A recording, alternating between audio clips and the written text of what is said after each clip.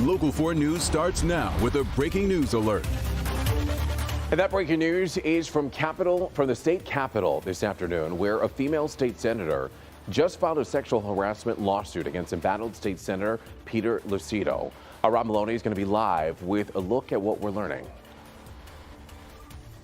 It begins. The historic impeachment trial of President Trump is now just 1 hour away. But the battle over the rules intensifies after a last-minute move by Republicans to speed up the process. A trial where there's no evidence, no existing record, and no new evidence, no witnesses, no documents. That isn't a trial at all. It's a cover-up. The president already weighed in this morning. It's the witch hunt that's been going on for years, and it's disgraceful. Now at noon, we'll take you inside the case against President Trump. And we want to give you a live look now from the U.S. Capitol, where it's all going to happen. This marks just the third time a president has faced removal from office in U.S. history. That, of course, stopping our news here at noon. Thank you for joining us. I'm Evrod Cassimy. After months of anticipation and political crossfire, the impeachment trial begins this afternoon on Capitol Hill, while the man at the center of it all is in Switzerland. The impeachment managers from the House, all Democrats, just accused Senator McConnell of doing the president's bidding with his proposed rules. Senator Chuck Schumer also just spoke critically of the rules. Take a listen to this. If Senator McConnell makes this the first impeachment trial in history without witnesses or documents, it will not prove the president innocent. It will merely prove the Senate guilty of working with the president to obstruct the truth from coming out. So McConnell seems to want a trial with no existing evidence and no new evidence. McConnell's resolution is nothing short of a national disgrace, and it will go down in history as one of the very dark days of the Senate. Jay Gray now has a look at what to expect as things get underway in the Capitol. As the historic trial opens, day one will likely set the tone. Democrats frustrated and promising a fight over the rules of the proceedings put forward by Senate Majority Leader Mitch McConnell. This is not a process for a fair trial. This is the process for a rigged trial. This is the process if you do not want the American people to see the evidence. The resolution limits each side's opening arguments to 24 hours over 2 days from afternoon possibly through early morning, and requires a separate vote to include evidence collected by the House impeachment inquiry. And we will have some votes to try and undo the most egregious things that McConnell has done in this resolution.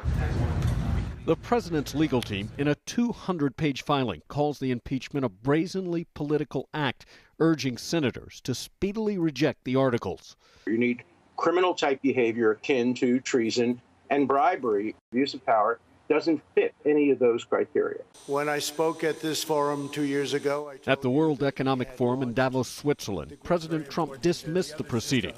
It's the witch hunt that's been going on for years, and it's disgraceful. Oral arguments could begin Wednesday afternoon. Those arguments presented not by the senators, but by House managers and the president's defense team. Jay Gray, NBC News, Washington. All righty, Jay, thank you. Again, the impeachment trial of President Donald Trump expected to start at 1 p.m. Stay tuned for a special report anchored by Lester Holt with live coverage of the proceedings. Again, that is right here on Local 4 and on clickondetroit.com. We want to get to breaking news that we're following this afternoon as well. Just in, a female state senator, Mallory McMorrow, has just filed a sexual harassment lawsuit against embattled state senator Peter Lucido. Let's get right on out to our Rob Maloney, who joins us now live from the Capitol. And Rob, what are you learning? Well, we learned, Evrod, that Mallory McMorrow did in fact file her claim with the Senate Business Office this morning, and it is a claim of sexual harassment. And essentially what she has said is that back in 2018, when she was first being brought into the Senate process, in other words, they have sessions where they learn about how to be a senator, she met with Senator Lucido and they talked to each other, and she claims that he put his arm on her lower back, or his hand on her lower back, and then said some things that made her feel especially uncomfortable. And so today she filed a claim saying that it was sexual harassment that she was a victim of. And so, in fact, we're going to show you some video right now. The Senate is in session. They started at 10 o'clock this morning. They're still in session now. They've been working this morning. And Ms. McMorrow is seated on the right-hand side in the Democrat aisle. And then you see Pete Lucido on the left-hand side here from the vantage point where we're actually shooting the video. And they were both at their desks, both working, Lucido being on the Republican aisle there. And so she has made her claim. We're going to be talking to her briefly, so we'll have more coming up later on Local 4 News at 5 and 6. And in the meantime, we heard from Pete Lucido. I talked to him on the phone this morning, and we'll show you what it was that he said. And he said that he categorically denies this claim, and that he also says that this is completely politically motivated. Now, he was expansive last week when he spoke about an allegation of him saying sexually suggestive things to a young reporter here in East Lansing, and he did do interviews after that. But today he told me that he will not be doing any interviews, that there are Senate rules in place, and so he cannot talk, but he welcomes the opportunity to talk when he can. So the Me Too movement essentially has found its way to the floor of the Michigan Senate. The investigation clearly underway now, and we'll have to see how this thing all plays out. Once again, like I said, we'll be speaking to Mallory McMorrow in just a few minutes, and we'll have more with her later on this afternoon. Reporting from Lansing, Rod Maloney, Local 4. All righty, Rod, thank you. Also making headlines this afternoon, the man charged with a dangerous driving stunt on a Detroit freeway was in court this morning. That is 22-year-old Devin Kronk. He's from Allen Park, and he's charged with the misdemeanors of reckless driving and disturbing the peace for being recorded back in December of doing donuts with his car while on 984. Now, Kronk was briefly taken into custody today to post bond for those charges and other outstanding traffic misdemeanors. He's due back in court a little bit later this month. All right, let's turn our attention to the forecast now. It's sunny outside. That's a good thing. But it's still cold out there, Brandon, as we take a live look at our view of the Detroit skyline through our Windsor Skycam. We're hoping for a warm-up sometime soon, Brandon. And it's going to be a slow process in getting there. Yesterday's high, 27. We're already 25 at Metro. This is a live look from Ann Arbor, and you can see the blue skies, a little bit of milky cloudiness or hazy lazy clouds out there, nothing falling from them. We're 23 in Ann Arbor, 25 in Pontiac, 24 in Adrian. Notice the winds aren't real strong. West-southwest, 5 to 12. We'll see temps near 30 degrees today. A nice blend of sun and clouds. Everett? All righty, Brandon, thank you. Right now, America's Got Talent producers, and they're back here in Detroit looking for the next big act. Let's get on out to our Paula Tutman, who's there live at the auditions in Novi at the Suburban Collection Showplace. Have you found who could be the next winner right from here in Detroit, Paula?